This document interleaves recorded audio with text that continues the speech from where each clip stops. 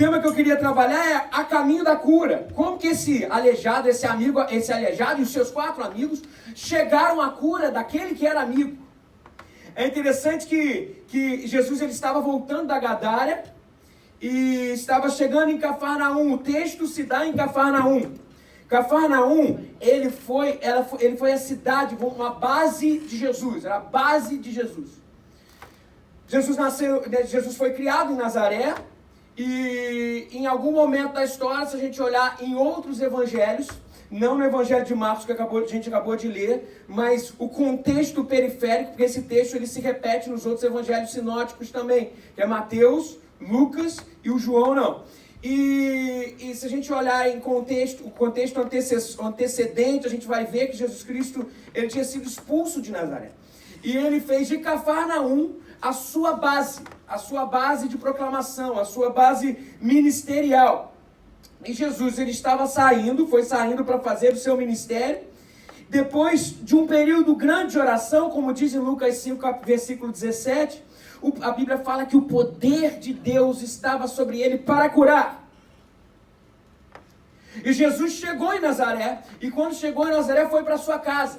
Provavelmente era Jesus, ou a sua casa, ou a base de onde ele estava, na verdade era a base que o texto fala, provavelmente a casa de Pedro, provavelmente. Até hoje, se a gente vai nas ruínas de Nazaré, a gente vê claramente a casa de Pedro como lugar de peregrinação, porque a gente vê símbolos de peregrinação, a arqueologia mostra isso. Interessantíssimo. Jesus chegou, e quando chegou, o burburinho na cidade começou. Ele chegou, o homem está aí. Jesus chegou na sua casa, quando chegou, o povo começou a vir. Não teve como. Quando o povo chegou e entrou dentro da casa, a casa não é um lugar muito grande, as casas naquela época eram pequenas. A casa específica de Pedro, da sua sogra, onde a sogra de Pedro morava também, era mais ou menos isso aqui, gente. Esse quadrado aqui, ó. Ou seja, era uma casa pequena, uma casa para poucas pessoas. Muitas pessoas começavam a entrar. E começaram a entrar para escutar Jesus ensinando. Isso que o texto que a gente leu acabou de falar. O pessoal entrou, e quando entrou, acabou o lugar dentro da casa, o povo começou a se amontoar do lado de fora.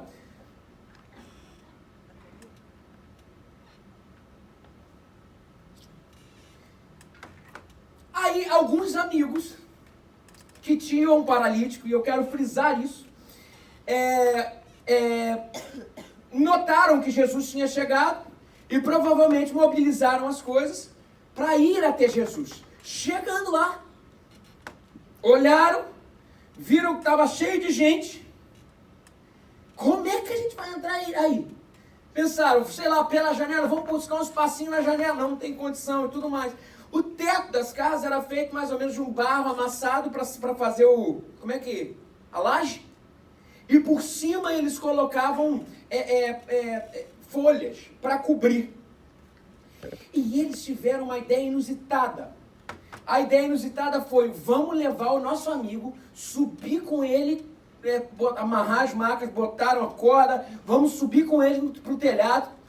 E subiram, fizeram um buraco naquele barro e desceram Jesus no lugar desceram o amigo no lugar onde estava Jesus. E quando chegou lá, você imagina uma cena muito inusitada, uma cena sem precedentes provavelmente. Chegaram lá, Jesus olhou para aquela situação e a Bíblia fala que, a gente acabou de ler, vendo-lhes a fé, falou para o paralítico, filho, os seus pecados estão perdoados. É engraçado porque o texto não foi filho, você está curado, né? E depois daquele momento, a Bíblia narra que os senhores da lei, os fariseus que estavam ali para julgar a Cristo, arrazoavam no seu coração, dizendo, esse cara é um blasfemo. Como que ele pode dizer que ele tem poder para perdoar pecados? E Jesus Cristo falou assim, então para você ter certeza que eu tenho poder para perdoar pecados, o Filho de Deus, e ele se auto-intitula Deus, o Filho de Deus tem poder para perdoar pecados. Então, pega a sua maca e anda, você está curado. E a Bíblia narra e termina esse texto que não deixa de ser uma poesia, dizendo assim, olha que bonito. E ele se levantou, pegou a maca e saiu à vista de todos que, atônitos, glorificavam a Deus, dizendo, nunca vimos nada igual. Olha que coisa linda. Versículo de 1 a 5 eu quero ler de novo e quero tirar alguma coisa daqui. Poucos dias depois, tendo Jesus entrado novamente em Cafarnaum, o povo ouviu falar que ele estava em casa.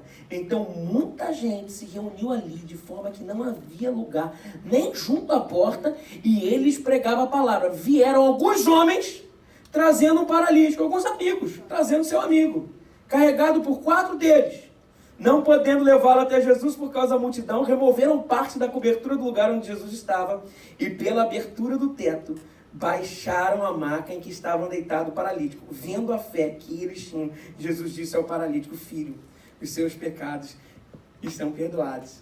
Primeira coisa para a gente entender qual é o caminho da cura. O caminho da cura começa a reconhecer que está doente e que precisa de ajuda de amigos para ir àquele que pode te dar cura, Cristo. Quanta gente está doente, na verdade é um zumbi vivo, mas fala, eu estou bem, está tudo certo, eu posso e eu consigo continuar, eu consigo dar conta das minhas dores. E aqui eu quero tipologizar a dor, não apenas aquilo que a gente vê, porque as piores doenças são aquelas que a gente não vê.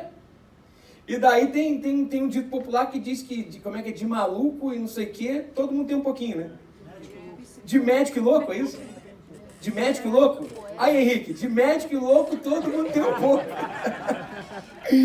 Mas olha só, é uma realidade. Se vocês forem perceber, as nossas doenças, elas são tamanhas, tão grandes. Tem um texto chamado O Alienista. Eu esqueci de quem escreveu o texto, pessoal de literatura aí. O Alienista. Machado de Assis, se não for, vai ser Machado de Assis. O Alienista. O Alienista. O texto do Alienista é muito interessante, porque é um médico psiquiatra que está trabalhando na efervescência da modernidade. Machado de Assis, tá certo, Renato? Então tá bom. Está trabalhando na efervescência da modernidade, tentando identificar e categorizar quem é maluco, quem é doido. E daí ele começa a ver isso aqui, ó. O que é ser louco? O que é ser maluco? Existe um status quo comportamental e a partir dali o que está fora daquilo ali a gente considera como doido? Essa é a pergunta. O que é ser doido? Daí no final das contas ele começou a categorizar qual é o padrão e quem estava fora do padrão ele começou a colocar dentro do manicômio, começou a internar. Internou um, internou outro, daqui a pouco ele pesquisava, internou outro, daqui a pouco estava todo mundo internado. No final das contas o manicômio ele fez para construir para ele mesmo, porque ele que era o doido da história. Eu contei o final da história. Ou seja, você não precisa mais ler o livro. Você não precisa mais ler. Mas o que eu quero tentar falar para você aqui? Eu quero falar um negócio importantíssimo. Todos nós, de uma certa forma, somos doentes. Tem muita coisa dentro da gente que precisa ser tratada. E a gente aprende um negócio muito bacana. O primeiro passo, o caminho para a cura, é reconhecer: eu preciso de ajuda. Eu não consigo dar conta. Reconheça, meu irmão. Não se consegue tratar paciente sem que ele fale assim, ó, eu estou doente, preciso de ajuda. Não consegue. Segunda coisa importante, o melhor que você pode fazer como pessoa impotentemente doente. E é engraçado porque foi cirúrgica a cura. A cura foi de um paralítico. A única doença que impossibilitaria, doença física, que impossibilitaria do doente ir até a Cristo é aquela que corta as pernas, aquela que não consegue andar. Tipologicamente, isso aqui é emblemático, porque não tem como ir. O melhor que você pode fazer como pessoa impotentemente doente é se cercar de pessoas que possam ser suas pernas, a caminho de Cristo, aquele que vai te curar. Quem que são os seus amigos que estão te levando a Cristo? Mais que isso? Quem que são aqueles que estão caminhando contigo numa caminhada terapêutica? Porque toda caminhada é terapêutica, é mais do que terapêutica. Ou é terapêutica ou te leva à morte.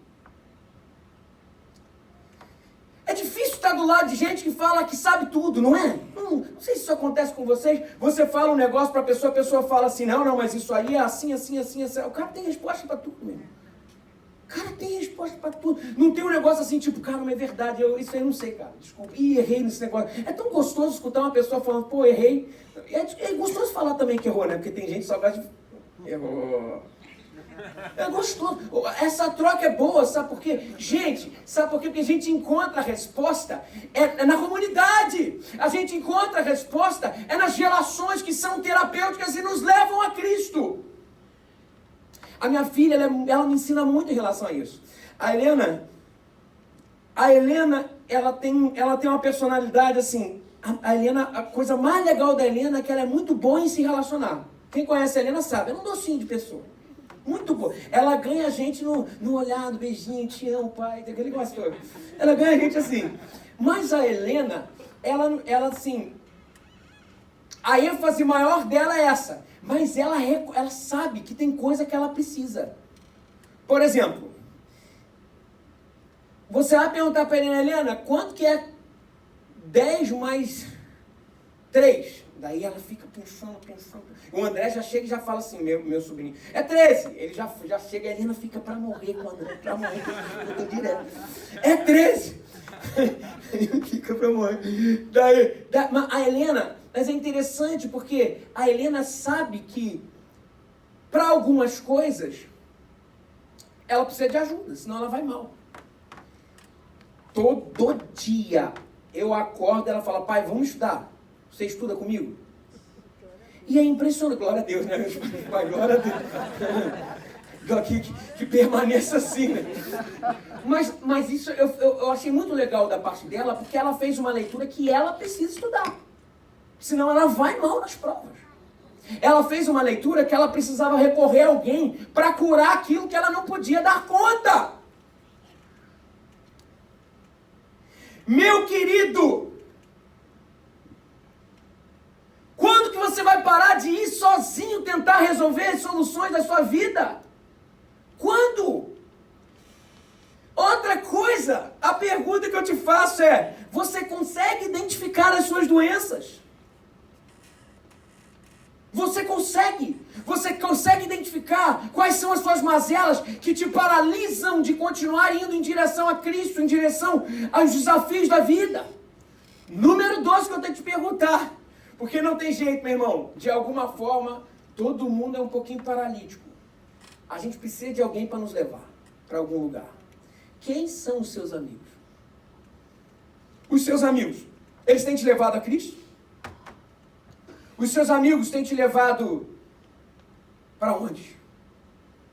Aí vem a outra pergunta. Você na posição de amigo, para onde você tem carregado aqueles que estão ao seu lado? Para onde?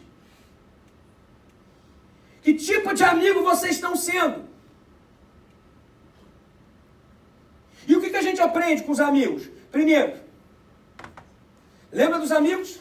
Os amigos chegaram e falaram assim, a gente precisa dar um jeito, eu amo esse cara. Preciso dar um jeito desse negócio funcionar. A gente tem uma oportunidade que é Cristo que está ali, e quando Cristo está ali, a gente sabe que Deus pode fazer milagres. Os amigos chegaram lá e falaram assim, eu sei como eu posso ajudar o meu amigo. Dedicaram tempo, pararam o que estava fazendo. A gente aprende, na figura do amigo, a gente aprende que a gente tem que andar com gente que tem uma grande visão. Sem visão, o povo perece. Eles sabiam onde eles tinham que levar o amigo dele que estava doente. Visão, direcionamento, ir para algum lugar. Para onde os teus amigos têm te levado? E mais do que isso, para onde você está indo? Se a gente não sabe aonde a gente quer chegar, a gente faz de qualquer lugar o nosso ponto de partida ou o nosso ponto de chegada. Nenhum lugar é lugar, mas também não é lugar. Sabe por quê? Porque a gente não sabe de onde a gente vai e para onde a gente está indo. Para onde você está indo na figura de amigo. E mais do que isso, para onde os teus amigos estão te levando. Eles estão te levando em caminho da sua cura. Ou estão te levando para acabar com a sua vida. Para gerar morte. Segunda coisa que a gente aprende com os amigos. A gente tem que andar com gente que tem determinação. Anda do lado de gente que queira vencer, que queime por amor a Cristo, que sonhe viver a cura que só Jesus pode dar. Influenciados todos nós somos, mas escolher quem nos influencia cabe a nós. Ande do lado de gente que fala assim, eu quero conhecer Jesus. Eu quero conhecer Jesus, eu quero ser impactado por essa mensagem, por isso tudo que está ardendo nos olhos daqueles que estão ao meu redor. Eu quero isso. Eu já falei isso aqui algumas vezes, nós de acordo com o Weber, nós não temos jeito, nós por diversas vezes somos fruto das pessoas que estão ao nosso redor. Por diversas vezes. Ou seja, está dentro da fenomenologia humana. Nós somos assim. Nós somos recortes. Claro que tem um pouco de nós também, mas nós somos recortes. Ou seja, ser influenciado não é uma opção. Agora, escolher quem nos influencia é. Escolha certo. É para a sua vida. Ah, não, vou andar com essa pessoa aqui que está tudo certo, vou andar, está tudo certo, porque... Não, peraí, quem é essa pessoa? Uma coisa é a gente caminhar para transformar e tudo mais, mas até a gente escolhe quem nos influencia. Terceira coisa que a gente aprende com os amigos. Para levar as pessoas em direção à cura, temos que ter criatividade. Olha que coisa linda. Os amigos chegaram lá, olharam para aquela casa, cheio de gente, com gente dentro, com gente fora, e falou assim, meu irmão, o meu objetivo aqui, porque eu tenho uma visão, eu sou determinado, eu sei que o meu objetivo aqui, como visão, é fazer meu amigo estar curado, eu estou determinado, de alguma forma, eu sei como fazer, porque eu tenho que levar ele a Cristo, então eu estou determinado para levar. Chegou lá, o que aconteceu? Todo mundo cheio de gente lá dentro, gente fora, e aí, o que eu vou fazer? Meu irmão, eles tentaram a janela, pô, não dá para entrar por aqui, dá licença, não dá, porque o pessoal não queria sair de perto de Jesus, as pessoas, vamos inventar, vamos içar o cara aqui, você imagina, vamos içar o cara pelo teto, içaram o camarada pelo teto, quando chegou no teto fizeram um buraco, e a gente aprendeu um negócio com isso, a gente tem que ter criatividade, para curar e ser curado. Ver mais do que a oportunidade, mas ir em direção a ela de verdade. Falar assim, eu vou fazer de tudo. E eu aprendo um negócio para a vida. A essência a gente não pode mudar. Mas o método sim. Mude a essência. Não mude a essência. Mas agora, o método, calma, alto lá. Peraí, será que se eu tiver essência, porque engraçado que o tradicionalismo, por diversas vezes, faz isso com a gente engessa e faz do nosso Deus o método, e não a essência. Vou dar um exemplo disso. A gente sempre evangelizou, não sempre evangelizou? É importante, as pessoas não dizem que a gente tem que evangelizar? Gente, olha só, evangelizar é proclamar Jesus Cristo como Senhor e Salvador. Agora, como a gente vai fazer isso, não importa se é cuspindo fogo, se é pulando, porque se eu comunicar pulando com um jovem, eu vou pular, ué. Qual é o problema?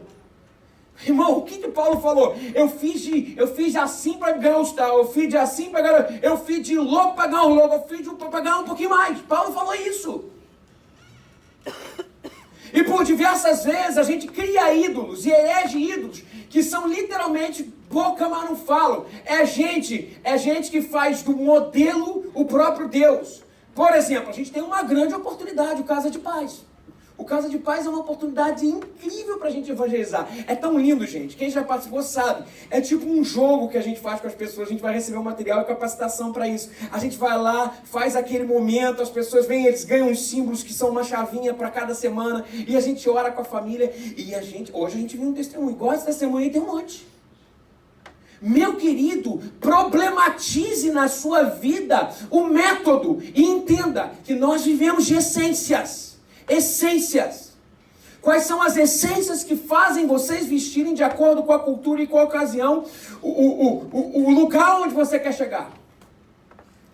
Os amigos olharam para aquilo lá e falaram assim, opa, não dá pelo método convencional. Meu irmão, eu vou dar meu jeito. E eles deram, e por causa dessa criatividade, porque eles entenderam que por diversas vezes a gente tem que furar o convencional, porque tinha uma determinação e tinha uma visão para que se consiga mais do que o que a gente quer, mas o que Cristo queria. Eu não sei, você que está aqui hoje, que sempre trabalhou de carteira assinada, talvez Deus esteja falando para você hoje, meu irmão, pense em alguma coisa aí. Pense em alguma coisa que permaneça com a essência, mas que talvez você vai atingir as pessoas diferentes. Eu estou falando nesse sentido agora para você. Você que está buscando uma cura para a sua vida emocional. Você tentou por um lado, talvez o Senhor te chamou aqui para te curar hoje. Sai do método e tenta entender a essência. Agora olha que bonito versículo 5, gente. Versículo 5 fala assim: vendo a fé que eles tinham, Jesus disse ao paralítico: filho, os seus pecados estão perdoados. Engraçado, vendo a fé de quem? Vendo-lhes a fé. Vendo a fé de quem? Que eles tinham. Vendo-lhes a fé. Viu a fé de quem? Viu a fé do paralítico? Não. Viu a fé dos amigos. E o que tem a fé dos amigos? Que fez com que Jesus chamasse a atenção? O quê? A fé dos amigos é a fé que assume o risco de entrar numa propriedade privada. Assumir o risco da má interpretação, da confusão. E a fé verdadeira é a fé de que, porque creram, se movimentaram. Não existe fé sem movimentação. Não existe. A fé por si só, ela já é proativa. A fé é trabalhadora. A fé é trabalhadora. O que a Bíblia fala? A fé se manifesta pelas obras. Tiago 2, 17, 19 fala assim: assim também a fé por si só, se não for acompanhada de obras, está morta. Mas alguém dirá: você tem fé? Eu tenho obras.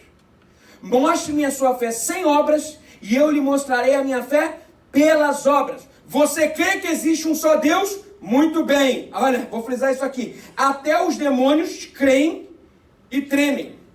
A fé sem obras, aqui, é considerada como uma fé, entre aspas, fé sem obras, entre aspas, é fé porque não é, mas é como uma fé abaixo da fé dos demônios. Porque olha o que ele fala aqui, você crê que existe um só Deus? Muito bem. Até mesmo os demônios creem e o quê? E fazem alguma coisa. Eles fazem alguma coisa. Vocês perceberam isso?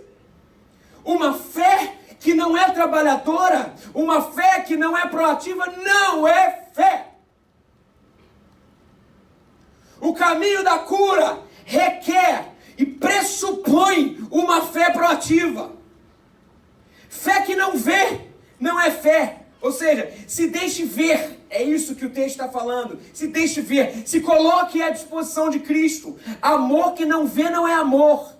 É subjetividade poetizada. Amor se deixa ver. Toda cura passa por uma fé proativa.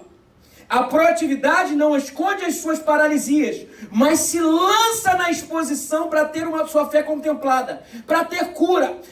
Decida ser curado. Haja em direção à cura.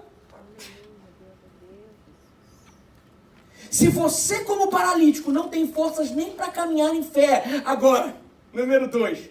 Se você, como paralítico, não tem nem força para caminhar em fé. Porque paralítico não pode fazer isso. Faz o seguinte, promete para mim, promete para o que a gente está fazendo, promete para o Senhor. Pelo menos pega carona com alguém. Pega carona com alguém.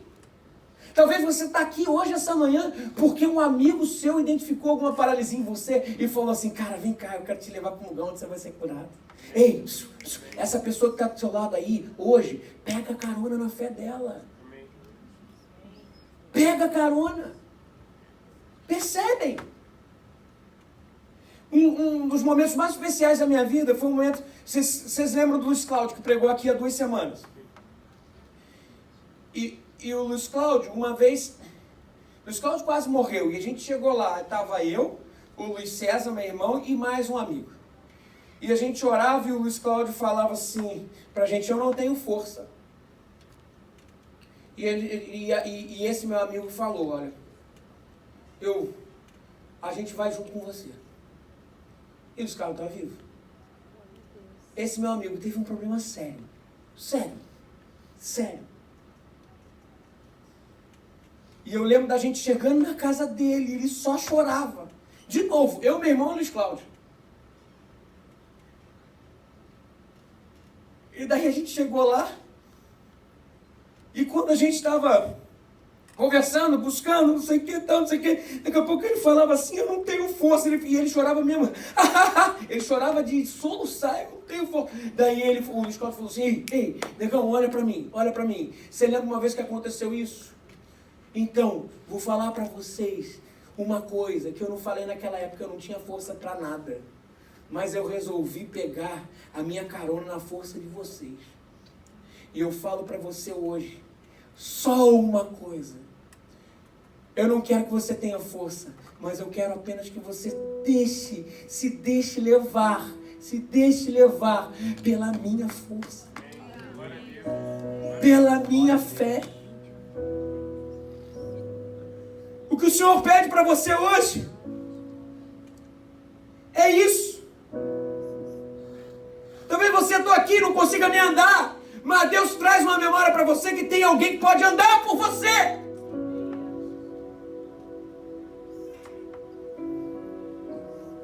Versículo 5 fala assim: vendo-lhes a fé, Jesus disse ao paralítico, filho, os seus pecados estão perdoados. Que coisa interessante, porque é como se fosse assim, um acidente de carro, perfurou baço, perfurou traumatismo craniano, não sei o que lá. Daí o médico chega e fala assim, meu Deus, o que está acontecendo? Daí chegou no hospital, tira a radiografia, o pulso está quebrado. Meu Deus, o pulso está quebrado, vamos cuidar do pulso. Cuida do pulso. E o paciente morreu depois daquilo porque cuidou do pulso. Porque o certo seria cuidar dos órgãos vitais. Sabe o que Jesus está mostrando aqui? Porque teoricamente o lugar principal de cura seria a paralisia. Mas Jesus Cristo surpreende. Ele não fala assim, está curado. Jesus Cristo fala assim, os seus pecados estão perdoados. Aí Jesus fala pra gente, não existe cura sem que haja perdão. A falta de perdão, segundo o texto, é a dimensão espiritual da paralisia.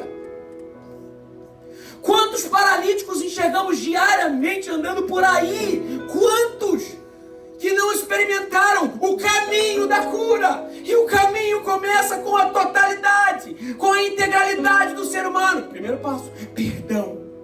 A falta de perdão é o maior sinal de que, sem olhar para o passado, nos reconciliarmos e não nos reconciliarmos com eles, permaneceremos aleijados sem andar. E Deus fala pra gente hoje, perdoe. Perdoar, o que é perdão? Perdoar é olhar para o passado, saber que Ele te imprimiu marcas, mas as feridas estão fechadas ou sendo tratadas.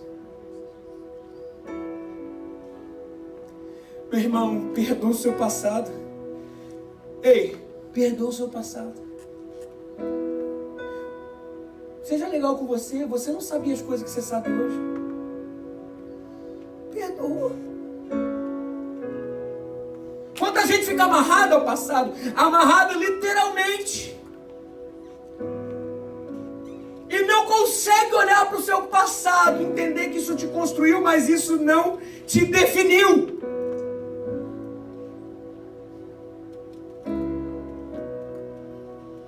Perdoar também é olhar para si e saber que quando fez o que fez, não fez certo, mas isso também não define quem você é. Quem você é hoje e vai se tornar amanhã. Se perdoe, meu irmão. Seja mais legal com você. Seja mais legal. O texto bíblico fala, mas se alguém está em Cristo, é nova criatura. As coisas velhas já passaram, eis que tudo se fez novo. Vamos falar isso?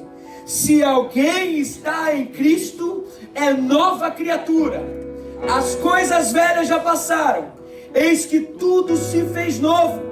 Que perdoar também é olhar para o outro, entender que ele também tem marcas, e que a ação que o outro tomou te ferindo só denuncia que ele também é um paralítico como você. Meu querido, ações nocivas que acabam com a gente tem muito mais a ver com a gente, com o outro que fez, do que com a gente mesmo.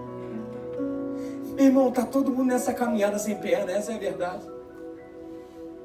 Perdoa o outro. Ei, perdoa seu pai, cara. Ele tentou fazer o melhor. Perdoa sua mãe. Ele tentou fazer o melhor. Ei, eu sei que é difícil. Mas o perdão faz um bem incrível pra gente. Mais do que pro outro. Perdoa aquele cara que te abusou. Perdoa. Ou deixa aí. Sabe por quê? Você que carrega isso nas costas. Perdoa. Por quê? Por último, perdoar, olhar para Deus e não ter raiva dele, porque alguma coisa saiu do jeito que você não pensava. Ei, perdoa Deus. Perdoa Deus. Talvez mais que perdoar Deus, perdoe a imagem que você fez de Deus. O Senhor quer te mostrar um Deus muito maior do que esse que você aprendeu dentro dos seus limites.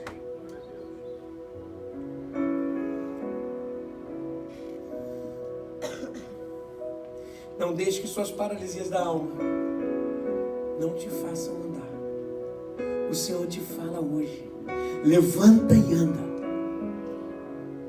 Levanta e anda. Versículo 11 e 12 para a gente fechar. Falam assim: eu digo a você, levante-se, pegue a sua maca e vá para casa.